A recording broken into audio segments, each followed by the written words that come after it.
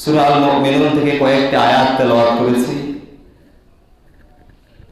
আল্লাহ তাআলা অত্র আয়াতের মধ্যে যে বিষয়টি আমাদের সামনে তুলে ধরতে চেয়েছেন সেটি হচ্ছে সফল মুমিনদের 7টি বৈশিষ্ট্য। কয়টি বৈশিষ্ট্য? 7টি বৈশিষ্ট্যের কথা আল্লাহ তাআলা এখানে উল্লেখ করেছেন। একজন মুমিন যে ঈমান আনবে সেই তো মুমিন হবে, আর শুধু মুমিন হলে হবে না, আবার তাকে কেমন মুমিন হতে হবে, আর সে যদি মুমিন হয়েই থাকে তার মধ্যে কোন কোন বৈশিষ্ট্য থাকবে সে কথা আল্লাহ তাআলা এখানে তুলে ধরেছেন। মুমিন তো আমরা সবাই দাবি করি, মুসলিম তো আমরা সবাই দাবি করি, যেহেতু বাবা মুসলিম ছিল, দাদা মুসলিম ছিল, তার বাবাও মুসলিম ছিল, সেই সূত্রে তো সবাই মুসলমান দাবি করি। কালিমা পড়ছি, নিজেকে ইমানদার দাবি করি, কিন্তু ইমানদার দাবি করি আর মুসলিম দাবি করি, আর ইমানদার যদি প্রকৃতপক্ষে হতে হয় তাহলে সেই ইমানদারের কিছু বৈশিষ্ট্য অবশ্যই আছে।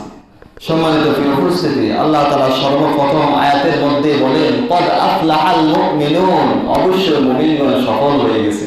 সুবহানাল্লাহ। কারা সফল হয়ে গেছে? আল্লাহ তাআলা বলতেছেন মুমিনগণ সফল হয়ে গেছে।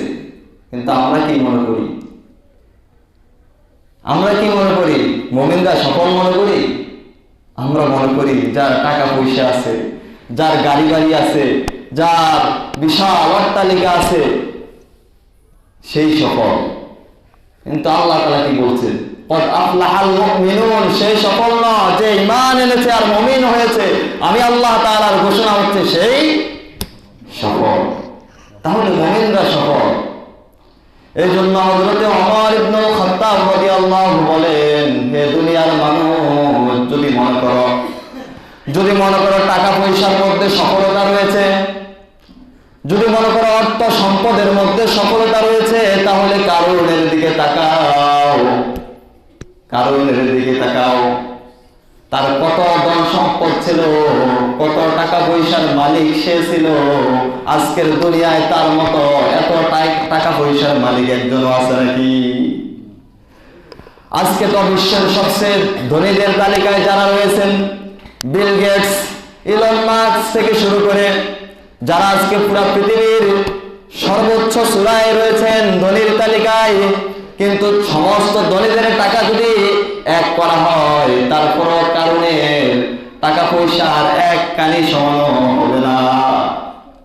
কারণ এত সম্পদের মালিক ছিল, এত ধন সম্পদের মালিক ছিল, কারণ তার সেই সম্পদের যে গোডাউন ছিল, টাকা পয়সার যে গোডাউন ছিল, ওগুলার তালার চাবি বহন করার জন্য তিনি কয়েকটা ওট ব্যবহার করতেন, চাবি বহন করার জন্য ওট ব্যবহার করতেন। তাহলে কত সম্পদের মালিক ছিল। হযরতে মূসা আলাইহিস সালাম তার কাছে যাই বলছে, কারণ এই সম্পদ তো তোমাকে আল্লাহ দিয়েছে, অতএব এই সম্পদের যাকাত দাও। সে বলছে এগুলো আমার সম্পত্তি, কিসের আবার যাকাত দেব? তোমার আল্লাহরে আবার কিসের যাকাত দিব? এগুলো তো আমার। আল্লাহ তাআলা তার সম্পদ সহকারে ওই জায়গাটির মধ্যে তাকে দাবিয়ে দিয়েছেন। কারণ যখন হাঁটু পর্যন্ত গেড়ে গেল, তিনি মনে করছেন এখনো বাঁচার সুযোগ আছে, বাঁচতে পারবো। তারপরে যখন কোমর পর্যন্ত গেড়ে গেল, তখনও মনে করছেন যে আমি উঠতে পারবো। যখন বুক পর্যন্ত নেমে গেল, এবার ডাক দিয়া বলছে, মুসা তুমি কোথায়? আমার সমস্ত সম্পত্তি তোমার আর তোমার আল্লাহরে দিয়ে দিলাম, তারপরও আমাকে বাঁচাও।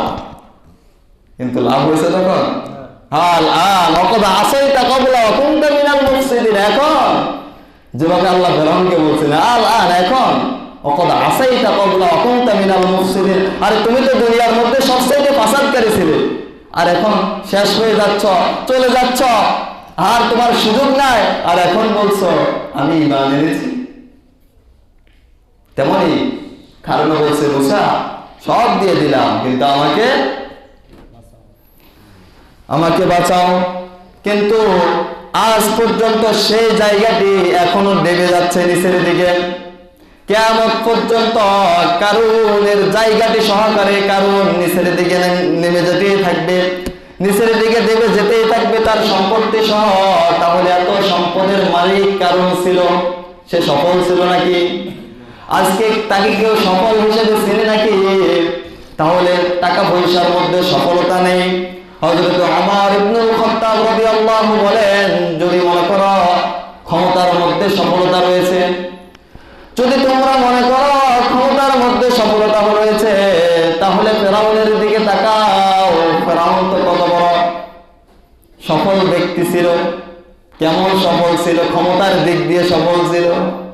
যদি তোমরা মনে করো ক্ষমতার নাম সফলতা, সে তো এমন ক্ষমতাসীন ছিল, নিজেকে দাবি করছে আনা রাব্বুকুমুল আ'লা, আমি হচ্ছি বড় রব। নিজেকে কত বড় ক্ষমতার মালিক হলে রব দাবি করতে পারে। যদি মনে করো আজকের দুনিয়ার যারা ক্ষমতা পেয়ে মনে করছো আমি সফল, তাহলে সেই ফেরাউন আর নমরুদের দিকে তাকাও, যে নমরুদ পুরা পৃথিবীর শাসক ছিল। কিন্তু সফল ব্যক্তিদের তালিকায় কি তারা আছে? তাহলে টাকা পয়সার নাম সফলতা নয়, ক্ষমতার নাম সফলতা নয়, সফলতার নাম হচ্ছে কদ আফলাহাল মুমিনুন, যে ঈমান এনেছে আর মুমিন হয়েছে, আল্লাহর ঘোষণা হচ্ছে সেই সফল।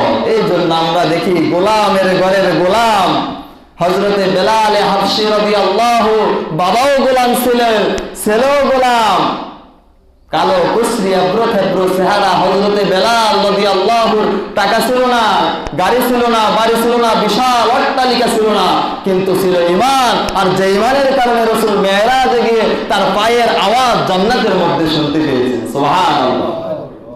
সকলকে সেই বেলাল রাদিয়াল্লাহু সফল। এজন্য আল্লাহ তাআলা বলছেন, সফল যদি হতে হয় তাহলে তোমাকে মুমিন হতে হবে, ঈমানদার হতে হবে। ঈমান এমন এক সম্পদ, এমন এক মূল্যবান সম্পদ ঈমান। ঈমান যদি কারোর মধ্যে না থাকে, সে যদি কিয়ামত পর্যন্ত সিজদার মধ্যে পড়ে থাকে, তাহলে তার একটা সিজদাও কবুল হবে না। ঈমান এমন এক মূল্যবান সম্পদ। একদিন বলছিলাম সম্ভবত ঈমানের ব্যাপারে, যে ঈমান তো একের মতো। কিসের মতো? ঈমান হচ্ছে একের মতো। একের সাথে একের ডান পাশে যদি একটা শূন্য দেওয়া হয় কত হবে? 10। 10-এর সাথে যদি আরো একটা শূন্য দেওয়া হয় 100। যত শূন্য দেওয়া হবে ততই একের মান বাড়তে থাকবে। তেমনি ঈমান হচ্ছে একের মতো। আর যদি মনে করেন যে 10টা শূন্য একের সাথে দিলাম আর একটাকে মুছে ফেললাম, তাহলে শূন্যগুলোর কোনো দাম আছে? ঈমান হচ্ছে একের মতো।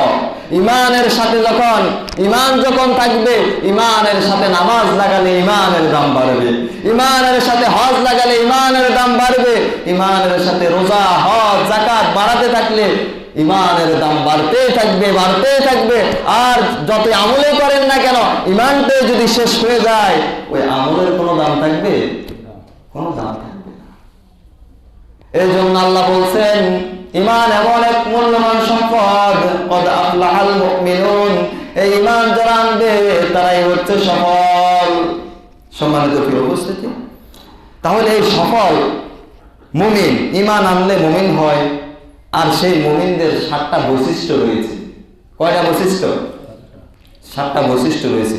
আমরা সংক্ষেপে সেই বৈশিষ্ট্যগুলোর কথা জানবো ইনশাআল্লাহ। সফল মুমিনদের 1 নাম্বার বৈশিষ্ট্য হচ্ছে আল্লাযীনা হুম ফি সালাতিহিম খাশিউন। আল্লাযীনা হুম ফি সালাতিহিম খাশিউন, যারা নিজেদের সালাতে বিনয়বনত, যারা নিজেদের নামাজে বিনয় নম্র ভীত। কার কথা? তাহলে সফল মুমিনেরা শুধু নামাজ পড়বে না, তারা তো নামাজ পড়বে, আবার নামাজের মধ্যে বিনয় নম্র ভীত থাকবে। খুশুখুজুর সহিত তারা নামাজ আদায় করবে, বিনয় নম্রতার সহিত নামাজ আদায় করবে। এটা সফল মুমিনদের কয় নাম্বার বৈশিষ্ট্য? 1 নাম্বার বৈশিষ্ট্য। এই বৈশিষ্ট্য আমার মধ্যে আছে কিনা একটু দেখেন তো। এই জন্য সফল মুমিনরা শুধু নামাজ পড়বে না, বিনয় নম্রতার সহিত নামাজ পড়বে।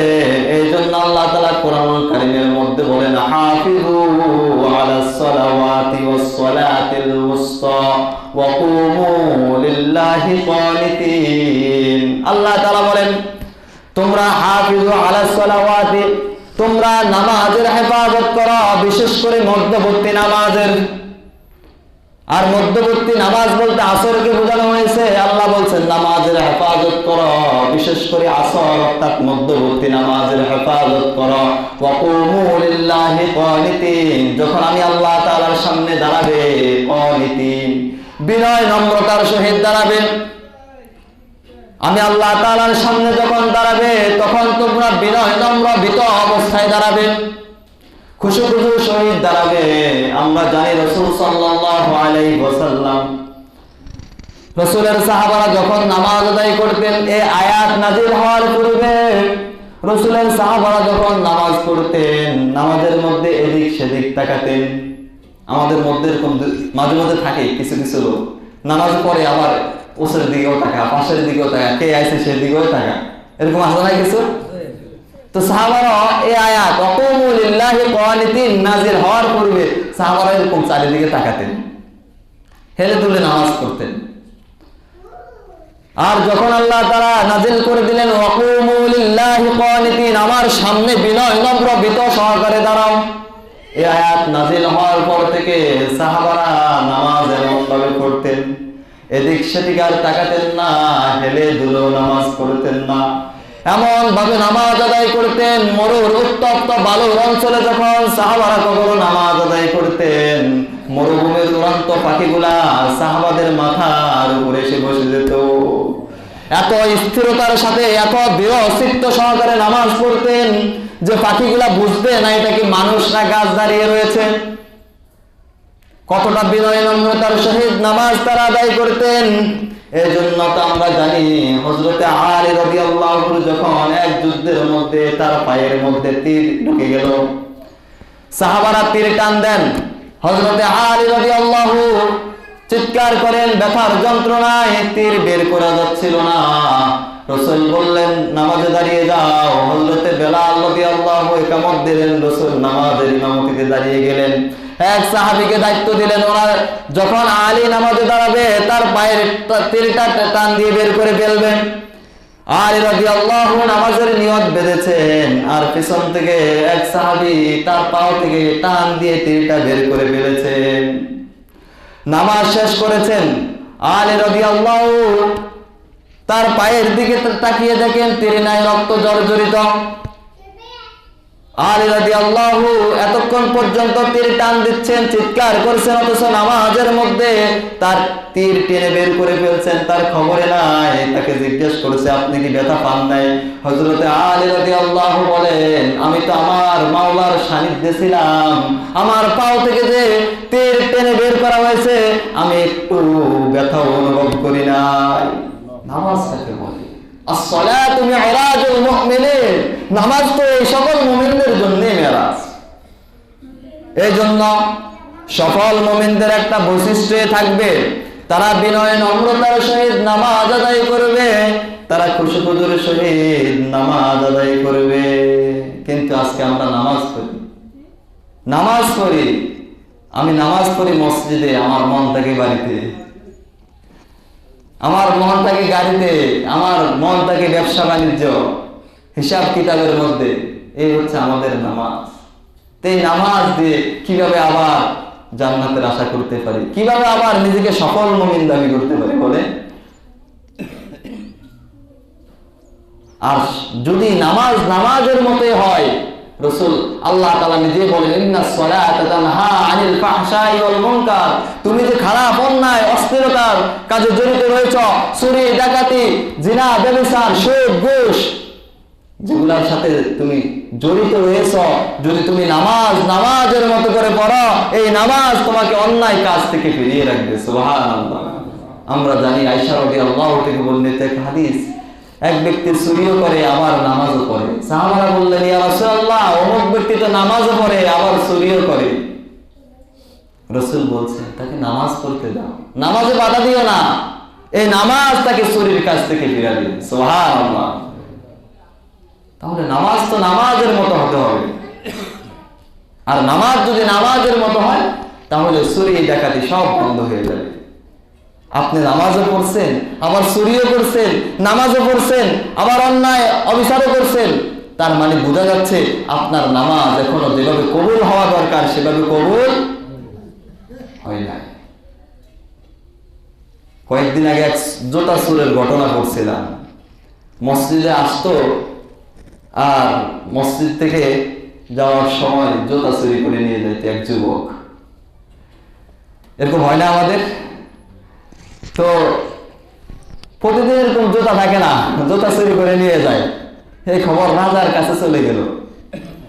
রাজা বলছেন জুতা যেহেতু চুরি হয়ে যাচ্ছে, মসজিদে এসে একটা ঘোষণা দিয়ে দিলেন যে যেই ব্যক্তি 5 ওয়াক্ত নামাজ আল্লাহর জন্য তাকবীরুল্লাহর সহিত ইমামের পিছনে 40 দিন পর্যন্ত আদায় করবে, আমার মেয়ে আমি তার কাছে বিবাহ দিব। জুতা চোর তো ধরা খায় নাই, সে যে জুতা চোর এটা তো আর কেউ জানে না, সে তো জানে শুধু রাজা এই ঘোষণা করে দিছে জুতা চোর রাজার মেয়েকে বিবাহ করার জন্য এবার 5 ওয়াক্ত নামাজ তাকবীরুল্লাহর সহিত পড়তেছে আর খুশুখুজুর সহিত বিনয় নম্রতার সহিত পড়ে আর আল্লাহর কাছে দোয়া করে শুধু। আর দেখা যাচ্ছে যে জুতা আর চুরি হচ্ছে না, কারণ জুতা চোরে দেন ভালো হয়ে যেতেছে রাজার মেয়েকে বিয়ে করার জন্য। তো এভাবে 40 দিন পর্যন্ত সে নামাজ আদায় করেছে। 40 দিন পর্যন্ত যখন নামাজ আদায় করছে, জুতাও চুরি হচ্ছে না 40 দিন পর্যন্ত। রাজা এবার খবর দিছে, দেখো তো কোন ব্যক্তিটা 5 ওয়াক্ত নামাজ 40 দিন পর্যন্ত খুশুখুজুর সহিত আদায় করছে তাকবীরুল্লাহর সহিত, সেই ব্যক্তিকে বলো আমার মেয়েকে বিবাহ করার জন্য আসতে। যুবকের কানে খবর চলে গেছে, যুবক যাচ্ছে না। 42 দিন হয়ে গেছে, 41 দিন পেরিয়ে 42 দিন হয়ে গেছে, যুবক এখনো যাচ্ছে না। রাজা নিজে ছুটে চলে আসছে। সবাই বলছে ওই যে ওই যুবকটা, সে 40 দিন টানা নামাজ পড়েছে ইমামের পিছনে। রাজা যাই বলছে, যুবক তোমাকে তো আমি জোর করছি না, কেন তুমি গেলে না? তুমি 40 দিন 5 ওয়াক্ত নামাজ পড়েছো তাকবীরুল্লাহর সহিত। যুবক বলতেছে, রাজা সাহেব আমি ভালো মানুষ নই, আমি একজন চোর, তাও জুতা চোর। আমি একজন চোর, আমি আপনার মেয়েকে বিবাহ করব এই টার্গেটে আমি 5 ওয়াক্ত নামাজ ইমামের পিছনে তাকবীরুল্লাহর সহিত আদায় করতে শুরু করেছিলাম। 40 দিনের দিনও আমার একটা টার্গেট ছিল, রাজা আপনার মেয়েকে বিবাহ করে আমি আপনার এই রাজপ্রাসাদের মালিক হব আর আপনার রাজকন্যা আমার থাকবে স্ত্রী। 40 দিনের দিনও আমার এই চিন্তা চেতনা ছিল।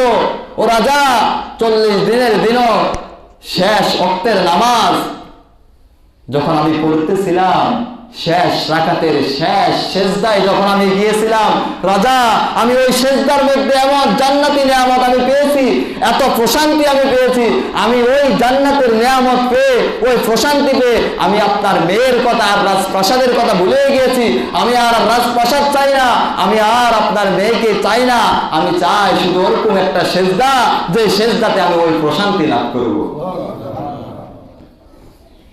নামাজ কাকে বলে? ইন্নাস সালাতা তানহা আনিল ফাহশাই ওয়াল মুনকার। নামাজ অশ্লীল ও গর্হিত কাজ থেকে বিরত রাখবে যখন নামাজটা নামাজের মতো হবে। সম্মানিত কি উপস্থিতি, এই জন্য সফল মুমিনদের 2 নাম্বার গুণ হচ্ছে আল্লাযীনা হুম ফি সালাতিহিম খাশিউন, যারা নামাজ বিনয় নম্রতার সহিত আদায় করবে। সফল মুমিনদের 2 নাম্বার গুণ হচ্ছে ওয়াল্লাযীনা হুম আনিল লাগwi মুরিদুন। সফল মুমিনদের 2 নাম্বার গুণ হচ্ছে তারা অনর্থক কথা কর্ম থেকে বিমুখ থাকবে। অনর্থক কাজকর্ম কথা কর্ম থেকে কি থাকবে? বিমুখ থাকবে। তারা ফাহিশা কথা বলবে না, খারাপ কথা বলবে না, মিথ্যা কথা বলবে না। তাদের অনর্থক কথা কর্ম থেকে তারা ফিরিয়ে থাকবে। এটা হচ্ছে সফল মুমিনদের কয় নাম্বার গুণ? হযরতে কায়েস ইবনে আবু গরাজা রাদিয়াল্লাহু থেকে বর্ণিত, তিনি বলেন ওয়ানাহানু ফিস সুকি, আমরা একবার বাজারে ছিলাম আর রাসূল আমাদের কাছে এসেছেন। ওয়ানাহানু ফিস সুকি, আমরা তখন কইছিলাম বাজারে ছিলাম, আর রাসূল বলেন ইন্না হাযিহি সুকা ইউখালিতুহা আল-লাগু ওয়াল কাযিবু। রাসূল বলেন এটা বাজার, এটা বাজার, এটা বাজার, এখানে মিথ্যা আর অপ্রয়োজনীয় অনর্থক কথা কর্ম হয়ে থাকে। কথাটা বাস্তব না বাস্তব? মিলিয়ে দেখবেন, বিস্তারিত বলার সুযোগ নেই, সময় অল্প, 7টা গুণ বলতে হবে। তাহলে সফল মুমিনদের 2 নাম্বার গুণ হচ্ছে তারা অনর্থক কথা কর্ম থেকে বিমুখ থাকবে। সফল মুমিনদের 3 নাম্বার গুণ হচ্ছে ওয়াল্লাযীনা হুম লিয-যাকাতি ফাইলুন। সফল মুমিনরা যাকাতের ক্ষেত্রে সক্রিয় থাকবে, তারা যাকাতের ব্যাপারে সক্রিয় থাকবে। যাদের উপরে যাকাত ফরজ হয়ে গেছে তারা তাদের মালের যাকাত আদায় করবে, কারণ আল্লাহ তাআলা বলেন ওয়াকিমুস সালাতা ওয়া আতুজ যাকাতা ওয়া আতিউর রাসূল লাআল্লাকুম তুরহামুন। আল্লাহ তাআলা বলেন যারা নামাজ কায়েম করে, ওয়া আতুজ যাকাতা আর যাকাত দেয়, ওয়া আতিউর রাসূল আর রাসূলের আনুগত্য করে, লাআল্লাকুম তুরহামুন, তাদের উপরে আল্লাহ তাআলার রহমত বর্ষণ হতে থাকে। সুবহানাল্লাহ। এজন্য যাকাত আদায় করতে হবে, যাকাত আমাদেরকে দিতে হবে। আর যাকাত যদি না দিই তাহলে কঠিন শাস্তি রয়েছে। হাদিস শরীফের মধ্যে এসেছে যারা যাকাত দিবে না তাদের এই ধন সম্পদকে আল্লাহ তাআলা কিয়ামতের ময়দানে এক বিষধর সাপে পরিণত করে দিবেন, আর ওই সাপ তাদের গলায় পেঁচিয়ে দিবেন। ওই সাপ তাদের 2 গালে কামড়াতে থাকবে, গালের 2 পাশে কামড়াতে থাকবে, তাদের কপালে কামড়াতে থাকবে, আর বলবে আমি তোমার সেই সঞ্চিত ধনভাণ্ডার, আমি তোমার সেই জমাকৃত সেই ধন সম্পদ। কামড়াতে থাকবে আর বলবে এই তো উপভোগ করো তোমার সম্পদ, যে সম্পদের যাকাত দাও না। এই জন্য আল্লাহ তাআলা বলেন আল্লাযীনা ইয়াকনিজুনা আয-যাহাবা ওয়াল ফিদ্দাতা ওয়া লা ইউনফিকুনাহা ফি সাবিলিল্লাহি ফাবাশশিরহুম বিআযাবিন আলীম। আল্লাহ তাআলা বলেন যারা সোনা আর রূপা জমা করে রাখে তারা যাকাত দেয় না, ফি সাবিলিল্লাহ আল্লাহর রাস্তায় তারা খরচ করে না, ফাবাশশিরহুম বিআযাবিন আলীম তাদেরকে কষ্টদায়ক যন্ত্রণাদায়ক আযাবের সুসংবাদ দিন। যারা যাকাত দিবে না, ধন সম্পদ সোনা রূপা জমা করে রাখবে, আল্লাহ তাআলা বলেছেন তাদেরকে কষ্টদায়ক আযাবের কি দিন? সুসংবাদ দিন। আযাবের সুসংবাদের ব্যাপারে আরো 2 জুমা আগে বলছিলাম। সুসংবাদ কেন আল্লাহ বলছেন, দুঃসংবাদ না বলে? এই জন্য যাকাত দেওয়া দরকার আছে নাকি নাই? যাকাত নিয়ে বিস্তারিত এক সময় আলোচনা করব ইনশাআল্লাহ। তাহলে সফল মুমিনদের 3 নাম্বার গুণ হচ্ছে তারা যাকাতের ক্ষেত্রে কি হবে? সক্রিয় হবে। সফল মুমিনদের 4 নাম্বার গুণ হচ্ছে ওয়াল্লাযীনা হুম লিফুরুজিহিম হাফিজুন। আল্লাহ তাআলা বলেন সফল মুমিনদের 4 নাম্বার গুণ হচ্ছে তারা নিজেদের লজ্জাস্থানের হেফাজত করবে। কার কথা? আল্লাহর কথা। তারা নিজেদের লজ্জাস্থানের হেফাজত করবে। এই জন্য আল্লাহ তাআলা কোরআনুল কারীমের মধ্যে বলেন কুল্লিল মুমিনিনা ইয়াগুদ্দু মিন আবসারিহিম ওয়া ইয়াহফাযু ফুরুজাহুম। আল্লাহ তাআলা বলেন নবী মুমিন পুরুষদেরকে বলুন ইয়াগুদ্দু মিন আবসারিহিম, তারা যেন তাদের দৃষ্টিকে সংযত করে, ওয়া ইয়াহফাযু ফুরুজাহুম এবং তাদের লজ্জাস্থানের হেফাজত করে। কার কথা? তেমনি মুমিনা নারীদের ব্যাপারে আল্লাহ পরের আয়াতে বলেন ওয়া কুল্লিল মুমিনিনা ইয়াগুদ্দুনা মিন আবসারিহিন্না ওয়া ইয়াহফাযনা ফুরুজাহুন্না। ও নবী মুমিনা নারীদেরকেও বলুন তারা যেন তাদের দৃষ্টিকে সংযত রাখে আর তাদের লজ্জাস্থানের হেফাজত করে। তাহলে পুরুষদেরকে যেমন বলেছেন চোখকে অবনত রাখতে হবে, লজ্জাস্থানের হেফাজত করতে হবে, তেমনি নারীদেরকেও একই কথা বলেছেন। এই জন্য বেগানা নারীর দিকে তাকানো যাবে না, বেগানা মহিলাদের দিকে তাকানো যাবে না। কারণ হযরতে আলী রাদিয়াল্লাহু আনহু একবার রাসূল বলেন লা তাত্তাবিউন নাযরাতান নাযরাতা ফাইন্না লাকাল উলা ওয়া লাইসাত লাকাল আখিরা। হে আলী, কোন বেগানা নারীর দিকে যদি দৃষ্টি পড়ে যায় সাথে সাথে দৃষ্টি ফিরিয়ে নাও, কারণ প্রথম দৃষ্টি তোমার, দ্বিতীয় দৃষ্টি তোমার নয়, দ্বিতীয় দৃষ্টি শয়তানের। এই জন্য সাথে সাথে দৃষ্টি পড়ার সাথে সাথে দৃষ্টিকে ফিরিয়ে নিতে হবে। রাস্তা দিয়ে হেঁটে যাচ্ছেন, নিচের দিকে তাকিয়ে হেঁটে যাচ্ছেন, হঠাৎ সামনে কোনো নারী পড়ে গেছে, চোখ চলে যেতেই পারে, সাথে সাথে দৃষ্টিকে ফিরিয়ে নিতে হবে, না তাকিয়ে থাকতে হবে। সম্মানিত উপস্থিতি, এ ব্যাপারে এক সময় বলছিলাম যে একবার তাকানো জায়েজ, এরকম কথা আমরা বলি না অনেক। তাহলে একবার যেহেতু তাকাইছি তাকাইয়ে থাকি, একবারে তো তাকাইছি, একবারও তাকানো যায় না। রাসূল বলছেন দৃষ্টি পড়ে যাবে অনিচ্ছাকৃতভাবে সাথে সাথে দৃষ্টিকে ফিরিয়ে নিতে হবে। এজন্য আল্লাহ বলেন মুমিনরা তাদের লজ্জাস্থানের হেফাজত করবে, তাদের দৃষ্টিকে তারা সংযত করবে। কিন্তু আজকের সমাজ শুধু তো দৃষ্টি আর লজ্জাস্থানের হেফাজত কোনোটাই নাই, এমন পরিস্থিতির মধ্যে আমরা আজকে বসবাস করছি। এমন সমাজ আমাদের সামনে আজকে, এমন সমাজের মধ্যে আমরা চলছি যে সমাজের মধ্যে আজকে ঈমান টিকিয়ে রাখাই বড় দায়, আর সফল মুমিন তো অনেক দূরের কথা। আজকে জিনা, ব্যভিচার, অন্যায়, অবিচার, অশ্লীলতা এতটাই বেড়ে গিয়েছে, এতটাই বেড়ে গিয়েছে।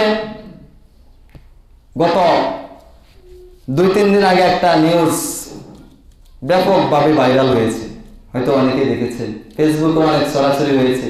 ময়মনসিংহ মেডিকেলের সামনে একটা প্রসব হওয়া শিশু সন্তান একটা কুকুরের গালে, কুকুর কামড়ে তাকে নিয়ে যাচ্ছে। পৃথিবীর সর্বশ্রেষ্ঠ মাখলুকাত, আশরাফুল মাখলুকাত, কুনতু খায়রা উম্মাত, সেই ব্যক্তি আজকে কুকুরের গালে, কুকুর কামড়ে কামড়ে তাকে খাচ্ছে। কেন হচ্ছে এগুলো? কি অপরাধ ছিল তাদের? আপনার সামান্য কিছু সময়ের ভোগের বস্তু হয়েছে তারা, কিছু সময় আনন্দের জন্য জেনায় লিপ্ত হয়ে আপনার গর্ভে সন্তান এসেছে, আর আপনি সেই সম্মান বাঁচানোর জন্য সেই সন্তানটাকে ডাস্টবিনে ফেলে দিয়েছেন, আর ওই সন্তানকে আজকে কুকুর কামড়ে কামড়ে খাচ্ছে। এই হচ্ছে আমাদের সমাজ।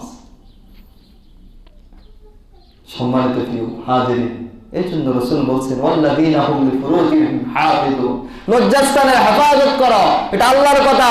আর রাসূল বলেন মাইয়াদবানুলি মা বাইনা লিহইহি ওয়া মা বাইনা রিজলাইহি আদমানা লাহুল জান্নাহ। রাসূল বলেন যে ব্যক্তি দুই সোয়ালের মাঝে তার জিহ্বাকে হেফাজতের জামিনদার হয়ে যাবে, দুই উরুর মাঝখানে তার লজ্জাস্থানের হেফাজতের জামিনদার হয়ে যাবে, আমি রাসূল ঘোষণা দিচ্ছি আদমানা লাহুল জান্নাহ, আমি রাসূল তার জন্য জান্নাতের জামিনদার হয়ে যাব।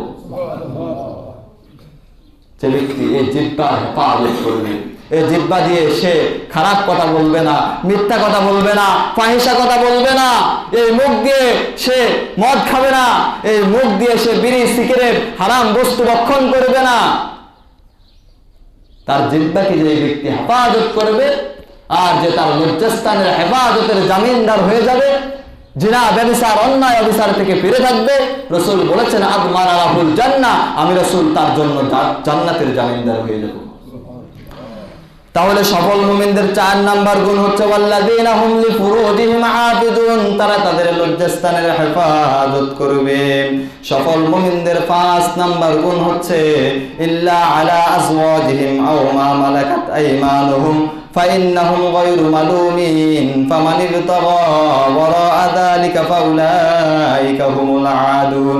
সফল মুমিনদের 5 নাম্বার গুণ হচ্ছে তারা তাদের স্ত্রী এবং তাদের অধীনস্থ দাসী ছাড়া অন্য কাউকে কামনা বাসনা করবে না, অন্য নারীদের প্রতি তারা দৃষ্টি নিক্ষেপ করবে না। ফামান ইবতাগা ওয়ারাআ যালিকা ফাউলাইকা হুমুল আদুন, আর যারা নিজের স্ত্রী ছাড়া অন্য নারীদেরকে কামনা বাসনা করবে, আল্লাহ বলেন ফাউলাইকা হুমুল আদুন, ওরাই হচ্ছে সীমা লঙ্ঘনকারী। আগের যুগে দাসী ছিল, দাসীদেরকে স্ত্রীর মতো ব্যবহার করা ইসলামে জায়েজ ছিল, রাসূল থাকতে তা আবার নাজায়েজ হয়ে গেছে। এই জন্য এখন তো আর দাসী নাই, কৃতদাসী নাই, এখন নিজের স্ত্রী ছাড়া অন্য নারীদেরকে যারা কামনা বাসনা করবে, পাওয়ার আকাঙ্ক্ষা করবে, ফাউলাইকা হুমুল আদুন, তারাই হচ্ছে কি সীমা লঙ্ঘনকারী। আর কামনা বাসনা তো অনেক দূরের কথা, রাসূল বলেন মান নাযারা ইলা মাহাসিনি ইমরাআতিন আজনাবিয়াতিন আন শাহওয়াতিন সুব্বা ফি আইনাইহি লিআন্নাকা ইয়াউমাল কিয়ামা, যে ব্যক্তি অন্য কোন মহিলার দিকে যৌনলোলুপ দৃষ্টি নিক্ষেপ করবে, রাসূল বলেন কিয়ামতের কঠিন মুসিবতের দিনে তার চোখে উত্তপ্ত গলিত লোহা ঢেলে দেওয়া হবে। শুধু তাকালি, আর কামনা বাসনা তো অনেক দূরের কথা। যৌনলোলুপ দৃষ্টি নিক্ষেপ করলে কোন নারীর দিকে এই চোখের মধ্যে কিয়ামতের ময়দানে লোহা গরম করে তার চোখে ঢেলে দেওয়া হবে। কার কথা? রাসূল সাল্লাল্লাহু আলাইহি ওয়াসাল্লামের কথা। তাহলে সফল মুমিনরা নিজের স্ত্রী ছাড়া অন্যদেরকে কামনা বাসনা করবে না, এটা সফল মুমিনদের 5 নাম্বার গুণ। সফল মুমিনদের 6 নম্বর গুণ হচ্ছে ওয়াল্লাযীনা হুম লিআমানাতিহিম ওয়া আহদিহিম রাউন, যারা নিজেদের আমানতের ব্যাপারে কি থাকবে, সক্রিয় থাকবে। আমানতের ব্যাপারে গত 2 জুমা আগে বলছিলাম বিস্তারিতভাবে, ওয়াল্লাযীনা হুম লিআমানাতিহিম ওয়া আহদিহিম রাউন, যারা তাদের আমানতের ব্যাপারে সক্রিয় থাকবে, আমানতের খেয়ানত করবে না, ওয়াদা ভঙ্গ করবে না, বিস্তারিত বলছিলাম, যারা ছিলেন শুনেছেন। এই জন্য আমানত এমন একটা বিষয়, রাসূল বলেন লা সালাতা লিমান লা আমানাতা লাহু, লা ঈমানা লিমান লা আমানাতা লাহু, যার আমানতদারিতা নেই তার ঈমানই নেই। কার কথা? ঈমানের কথা একটু আগে বলছিলাম ঈমান হচ্ছে একের মতো, এক না থাকলে শূন্যের কোনো দাম নাই, তেমনি ঈমান না থাকলে আমলের কোনো দাম নাই। তার মানে রাসূল বলছেন লা ঈমানা লিমান লা আমানাতা লাহু, যার আমানতদারিতা নেই তার ঈমানে নেই। এবার চিন্তা করুন আপনার মধ্যে আমানতদারিতা আছে কিনা। আমানতদারিতা যদি না থাকে, রাসূলের হাদিস অনুযায়ী আমাদের ঈমানে নেই। সম্মানিত উপস্থিতি, তাহলে সফল মুমিনদের 6 নম্বর গুণ হচ্ছে তারা আমানতের ব্যাপারে সক্রিয় হবে। সফল মুমিনদের 7 নম্বর গুণ হচ্ছে ওয়াল্লাযীনা হুম আলা সালাওয়াতিহিম ইউহাফিজুন। সফল মুমিনদের 7 নম্বর গুণ হচ্ছে তারা তাদের নামাজের হেফাজত করবে। নামাজের কথা আগে একবার বলেছি, নামাজের হেফাজত করবে। ওইখানে নামাজ বিনয় নম্রতার সহিত করবে, এখানে বলছে নামাজের হেফাজত করবে। নির্দিষ্ট সময়ে যখনই নামাজের সময় হবে, হাজারো ব্যস্ততা হাজারো কাজ কামকে ফেলে রেখে সে আগে নামাজে এসে দাঁড় হয়ে যাবে। এটাই হচ্ছে নামাজের হেফাজত। তাহলে এই 7টা গুণ যার মধ্যে থাকবে সেই কি কদ আফলাহাল মুমিনুন। তার টাকা নাই, তার অর্থ সম্পদ নাই, বিশাল অট্টালিকা নাই, গাড়ি বাড়ি নাই, তার ক্ষমতা নাই, কিন্তু তার এই 7টা গুণ রয়েছে। আল্লাহ বলছেন আরে কদ আফলাহাল মুমিনুন, গাড়ি বাড়ি নাই তো কি হয়েছে, ক্ষমতা নাই কি হয়েছে, বিশাল অট্টালিকা নাই কি হয়েছে, কদ আফলাহাল মুমিনুন। এই 7টা গুণ যার মধ্যে থাকবে সেই হবে সফল। সুবহানাল্লাহ। আর এই 7টা গুণ যার মধ্যে থাকবে, আল্লাহ তাআলা বলেন উলাইকা হুমুল ওয়ারিসুন, আমি তাকে ওয়ারিস বানিয়ে দিব।